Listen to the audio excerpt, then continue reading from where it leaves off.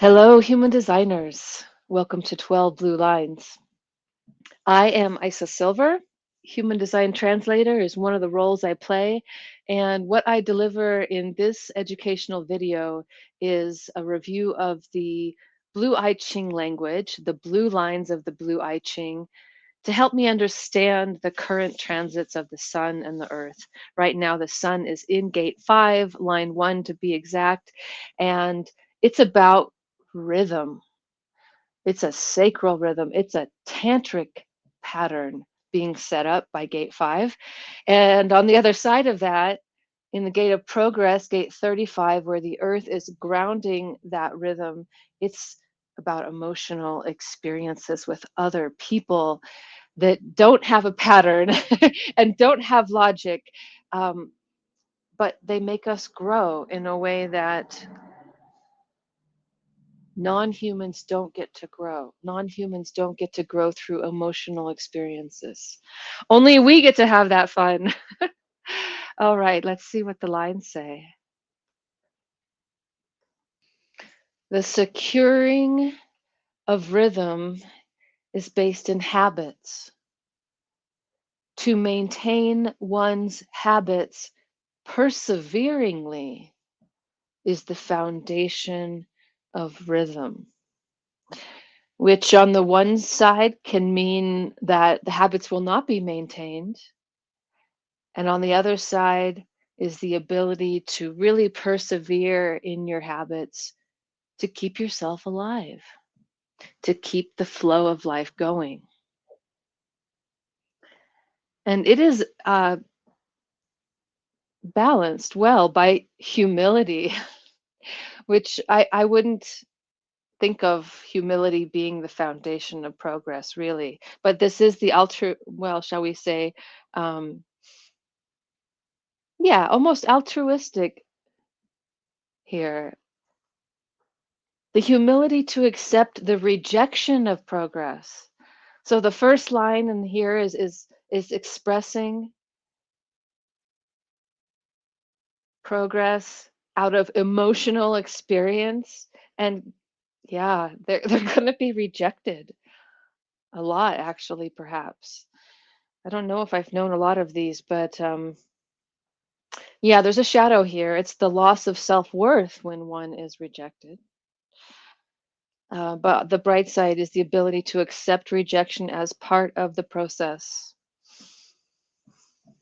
Let's see what happens at the being frequency. The being frequency of rhythm is equanimity. Ooh, that's a nice one. And I have met a lovely queen-like example of equanimity, design sun. To keep one's head when equanimity is indicated. Keeping composure. Oh, that sounds nice. What is that balanced out by? Stagnation. That's funny. It's the lack of inspiration that stops progress. The natural, the being of progress is stagnation. Isn't that funny? You know, it happens that way, that how the second line kind of almost does the exact opposite of the line. But hey, it doesn't last forever. I mean, it comes and goes. That's what inspiration's about. Progress cannot happen regularly, and maybe that's the point here. Rhythm, the gate 5 rhythm, it's happening all the time. This is life force, tantric feeding identity and direction. But this emotional process that really results in progress, it is not always happening. There can be really long low tides and really destructive high tides, and maybe just doing nothing is actually relieving here. The stagnation of progress is the being of this second line. What happens at the third frequency here, the third line frequency, the experiencing frequency of rhythm? It feels like compulsion. Yeah, I can imagine this, although I don't carry it. The flight into stressful activity under compulsion. This is the learning line, the blue line of the third line of rhythm. not so comfortable, but I bet it makes money. And what is it met by the other side is cooperation. It's such a nice line. To bring progress into other people's lives. Hmm. Trials and errors with emotional experiences through other people. The shadow is not so dark here. The need to be the center of change that ignores the contributions of others. I didn't bump into you, you bumped into me. But the bright side is the ability to bring progressive change into the lives of others through collaboration, not through tribalness, not through a quid pro quo, but through cooperation, not through a logical pattern, but through an experience with emotionality. Very nice.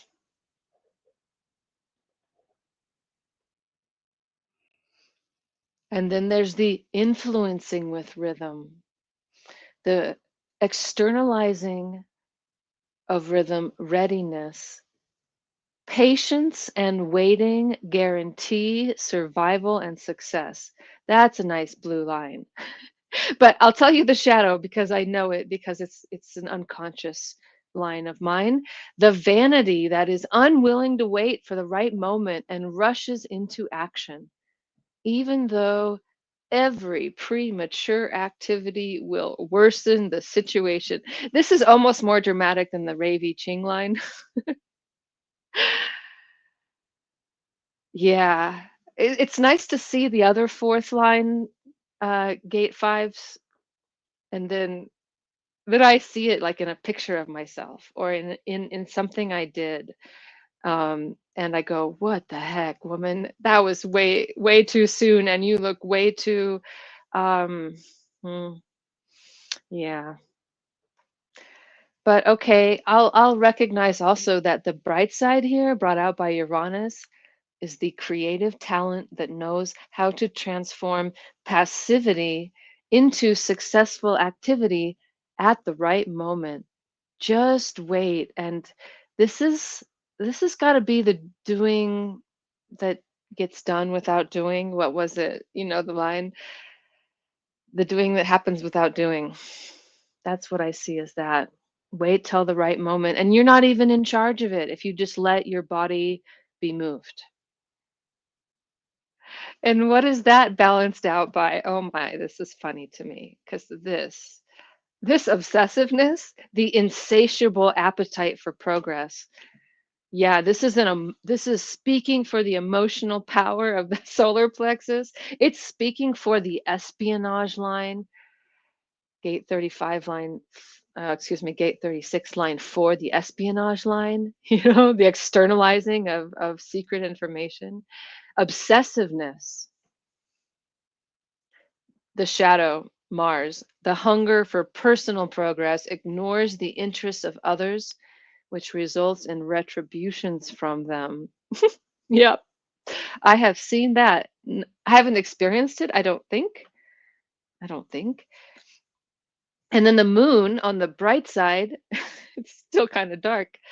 The moon is dark half the time. The insatiable appetite for progress, which may be obsessive when the moon is full and only abates in old age. Yeah, this is a burden for some people I've seen carrying this. Um, yeah, it's quite a force. So let's get up into what the collective wants to see. The generalizing of rhythm is timing, waiting to find one's place in the flow. This is the potential here, and a line I also carry. And yeah, the shadow is rejecting the waiting as if it's a failure. I, re- you know, manifestors and waiting and having this line like, am I waiting too much? No, no. There must be more I can do. There must be more I can do. There must be more I can do. But on the Venus bright side, to not forget one's task, even in breaks and while waiting.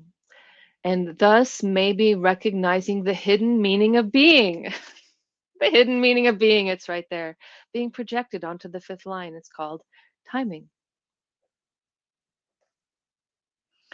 And oh, what a nice line on the other side, though. Here we come to a fifth line that is so bright: altruism. The projection on the gate 35, the blue line, the selfless sacrifice for the benefit of common progress. Woo!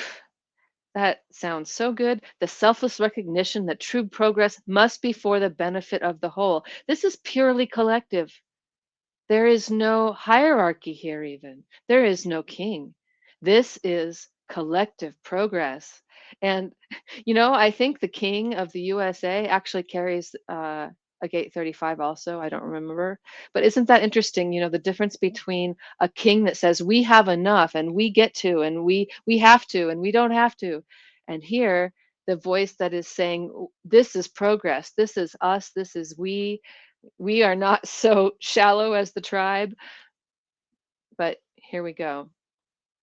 There is a shadow on it too, of course, which is dissatisfaction, believing that one does not get one's fair share due to one's selflessness. The heretic of progress here is like, well, what's in it for me? Interesting. And let's come to the roof, so to speak, the sixth line of rhythm. Submit to the inevitable. Yielding. Yielding's the keynote.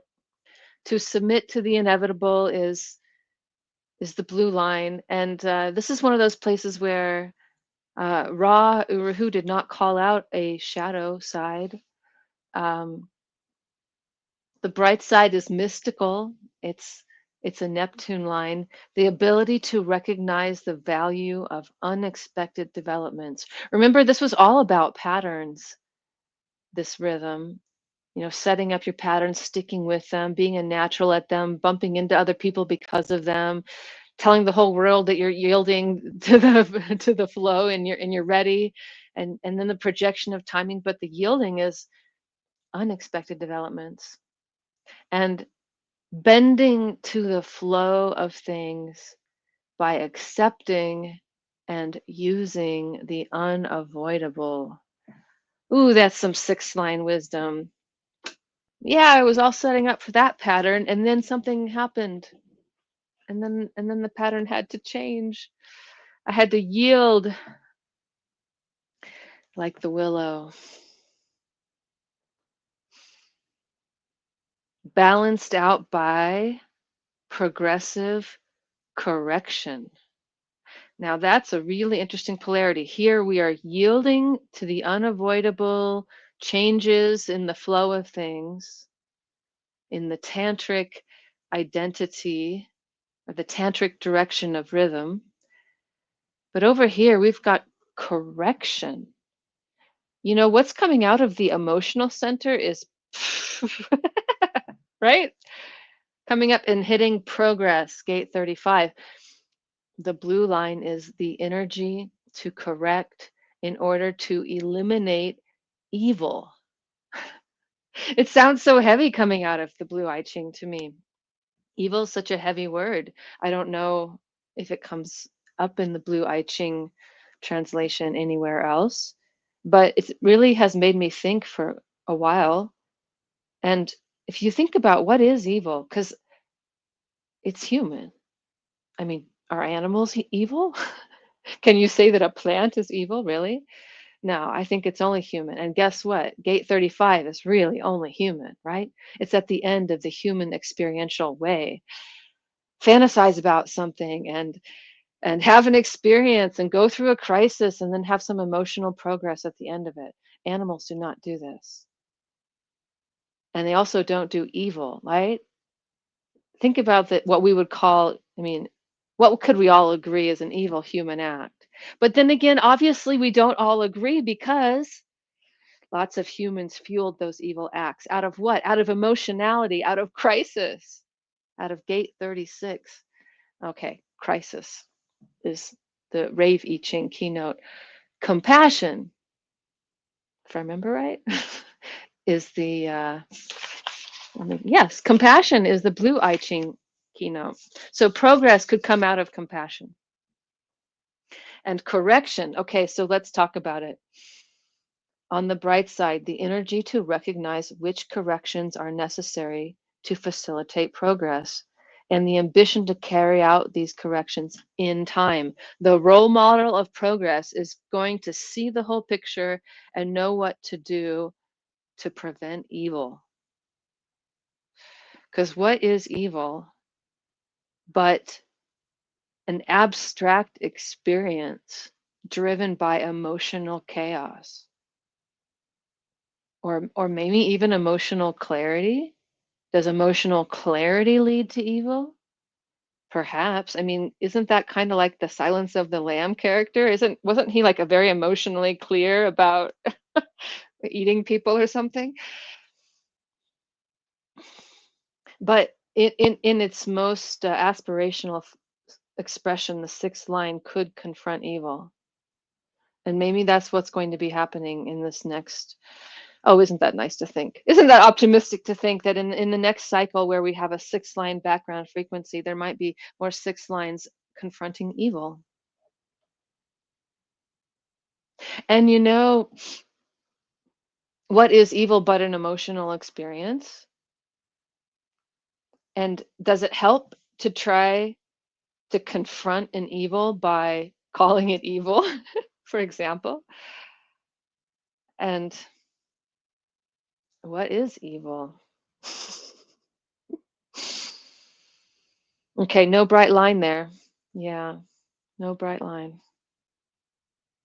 I'll tell you that in my experience in the past 10 years, I once had a reaction and said, "No, I will not fit into a box under that evil."